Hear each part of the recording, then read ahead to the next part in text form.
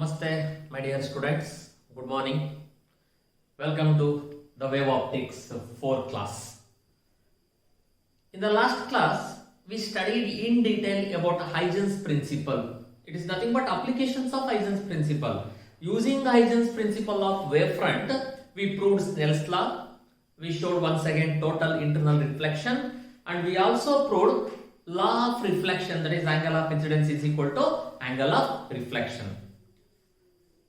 And also in the last class we studied the different formation of wavefronts in case of prism, lens and spherical mirror. Okay, so today we shall study about Doppler effect and Doppler effect in light. What are the applications of Doppler effect? So in your first year PUC already you studied about Doppler effect, that is in sound. Doppler effect in sound, what we studied in our first PUC. What is Doppler effect? Christian Doppler is a famous physicist. According to Christian Doppler, there is a change in the original frequency. Apparent change, not exactly real change, apparent change in the frequency when a source is moving towards the observer or away from the observer, or vice versa. Observer is moving towards the source or away from the source. So the apparent change in the frequency of a sound wave when there is a relative motion between source and the observer is called Doppler effect in sound. And we studied many different cases.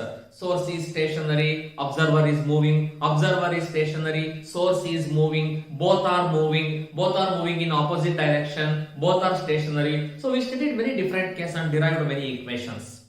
That is about sound, Doppler effect in sound. Today, let me see Doppler effect in light. Is it Doppler effect applicable for light? Yes, definitely it is applicable for light. But it is not exactly the good effect, it is a pronounced effect when compared to the sound. So what is Doppler effect of light? Hagadre, Doppler effect of light means the apparent change in the frequency of a light.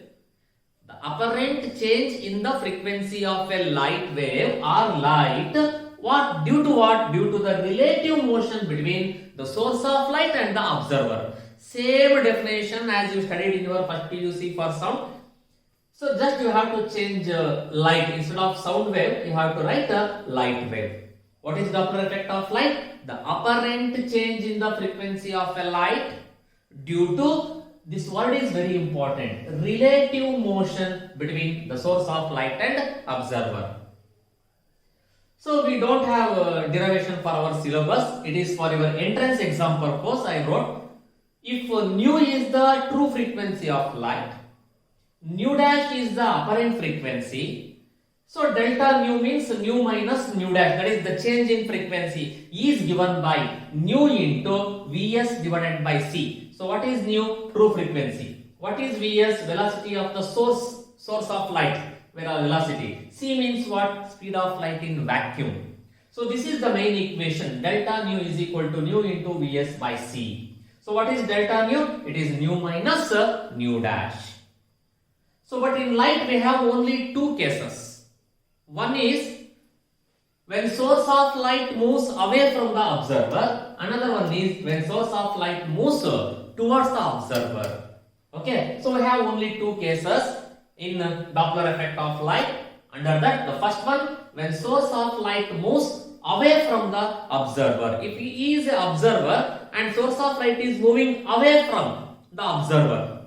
If source of light is moving away from the observer, then definitely apparent is less than the true frequency, no?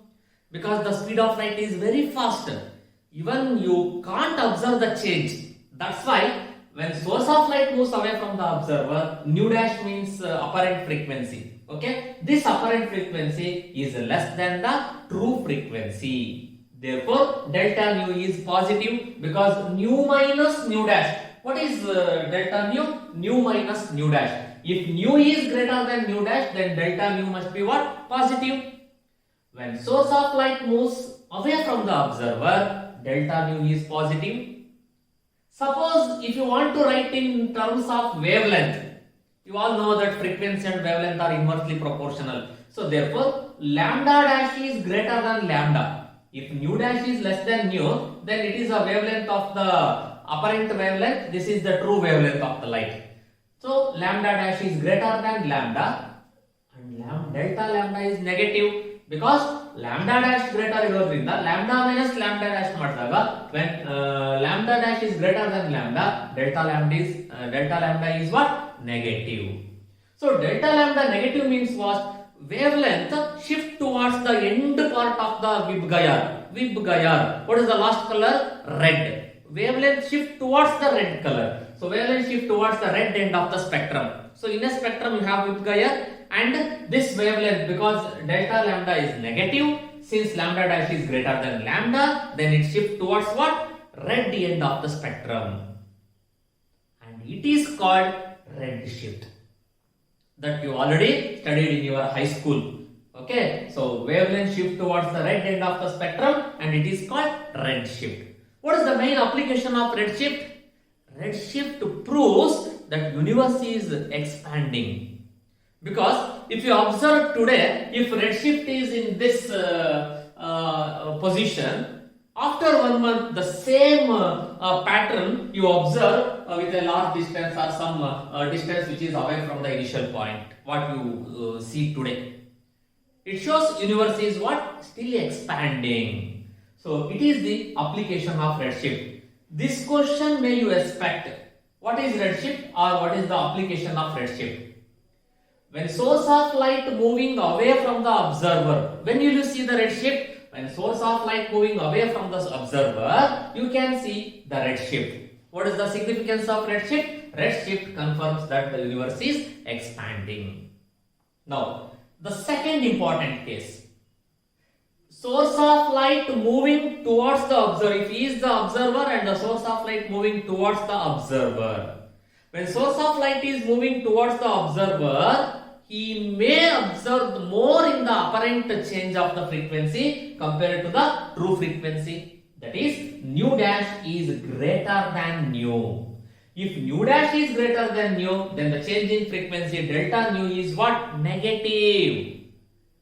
In terms of wavelength, lambda dash is less than lambda and delta lambda is what? Positive. If delta lambda positive, it may shift almost towards the what? Beginning VIB-GIAR, either violet or indigo or blue, like this.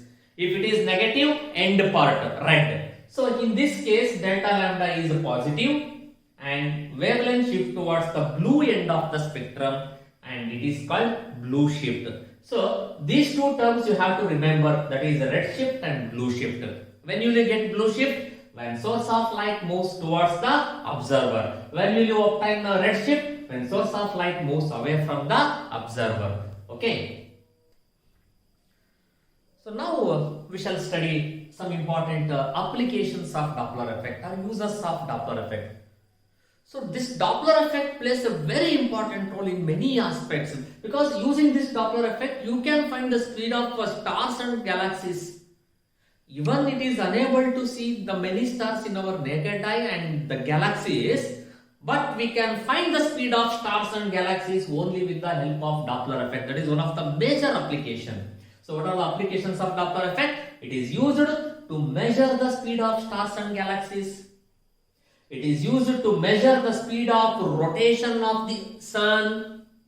It is used to find the velocities of aeroplane, rockets and submarines, and it is also a very important application, because if you know the speed of aeroplane, if you know the speed of rocket, if you know the speed of submarine, you can easily identify where exactly they are, the position of submarine, the position of rocket and the position of aeroplane. Definitely in the military field, it plays a very important role. Next, and already you see in Davanagere or in many cities, interceptor. Okay, the police are using interceptor vehicle to find the speed of your vehicles. It may be two-wheeler or four-wheeler. If you cross the limit, I mean if the limit of the speed is 60 km and if you are riding with the speed of 80 km, then they will collect a fine from you people. How they know? you are riding your bike with a speed of 80 kilometer, only with the help of what? Doppler effect. They use a box called radar box, or it is also called radar gun. Okay, with the help of this radar box, they easily track the speed of automobiles. It may be two-wheeler, three-wheeler, four-wheeler, eight-wheeler, etc. Easily using this radar box, police will find or track the speed of automobiles. So these are the applications of Doppler effect. Okay, so let me repeat. What are the applications of Doppler effect? Doppler effect is used to measure the speed of stars and galaxies. It is used to measure the speed of rotation of the sun. It is used to find the velocities of aeroplane, rockets and submarines. And police used in radar box or radar gun to track the speed of automobiles. Okay. Now we shall study some two important definitions which is very helpful for our next class. Coherent and incoherent sources of light. So, coherent and incoherent sources of light, because anything may act as a sources of light which has a capacity to emit light. So there are two different sources. One is coherent sources and another one is incoherent sources. What are coherent sources? If any sources of light giving out the waves having same frequency or same wavelength and having same phase or constant phase difference. It is a very, very important definition. What are coherent sources? Sources of light giving out light waves, having the same frequency or same wavelength and having the same phase or having constant phase difference are called coherent sources. If definitely, what are in our daily life we use it, we are all coherent friends. What is the meaning of coherent friends? All are having same wavelength. I mean, the thinking of every student is common. If you are very much interested in studies, everyone is having very much interest in studies, then you people are called what? Coherent sources or coherent friends. Similarly, the sources of light giving out light waves having same frequency and same phase or constant phase difference, then those type of sources are called coherent sources. But these coherent sources, how can you obtain coherent sources? It is very difficult. Naturally, we can't obtain coherent sources. You have to make. How will you obtain? For example, if you have 8 friends in your group, 2 friends are not matching with your wavelength. One thing, you must remove those 2 friends from your group, or you have to convert them to match the wavelength of your group. So what? So you people are telling them, no, you must study, you don't waste your time, you must follow the rules of the college, you must obey the thoughts of principal, lecturer or your parents, etc. like this. Similarly, how can we obtain the coherent sources? Coherent sources can be obtained by 2 important methods. One is division of wavefront. What is a wavefront? Already we studied in the last class. One is division of wavefront and another one is division of amplitude. So in the division of wavefront, this wavefront is going to be divided into 2 parts. Okay, wavefront is going to be divided into 2 parts by using refraction or diffraction. Using the phenomenon of reflection, refraction or diffraction, we are going to divide the wavefront into 2 parts. So after dividing, they reunite with the help of interference. Next class we are going to study what is interference and etc. Okay, so with the help of that phenomena, you people are going to divide what? Wavefront. By dividing the wavefront, we can obtain what? Coherent sources. Here, what happened? So wavefront is divided into 2 parts. How will you divide this wavefront? It is with the help of reflection, refraction or diffraction. Okay, and they reunite with interference. Interference means superposing of waves each other. Next, division of amplitude. By dividing the amplitude of a single wave If it is a single wave, if you divide the amplitude into two parts, once again amplitude ಅನ್ನು ಎರಡು part ಆಗಿ ನೀವು divide ಮಾಡಿದ್ರಿ ಅಂತ ಅಂದ್ರೆ again how will you divide? With the help of reflection. So one is this wave and another one is that wave.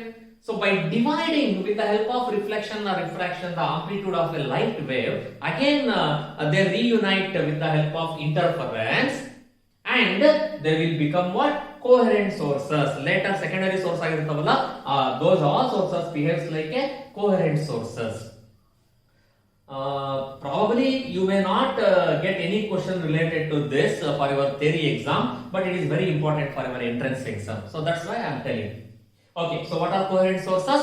Sources of light giving out the light waves having same frequency and same phase. That is more enough. How will you obtain coherent sources? Coherent sources can be obtained by division of wavefront, division of amplitude. How will you divide wavefront? With the help of reflection, refraction or diffraction. Okay, now so after that they reunite with the help of what? Interference. Same thing. How will you divide amplitude? A single wave is divided into two parts by dividing its amplitude with the help of reflection and refraction. And after reflection or refraction, they reunite with the help of what? Interference, and they become what? Coherent sources. Now, what are incoherent sources? It is very simple. You need not to make any source which acts like an incoherent, because any source of light emitting waves with a random phase difference. There is no common wavelength, there is no common phase. Random phase difference they show. Those type of sources are called incoherent sources. Okay, so what are coherent and incoherent sources? Okay, I think it is better to stop here only for today's class, because the next topic is a new concept, interference. If I start interference, it will take much time to explain. So I will continue the interference concept tomorrow. So until, keep studying, stay home, stay safe. Thank you.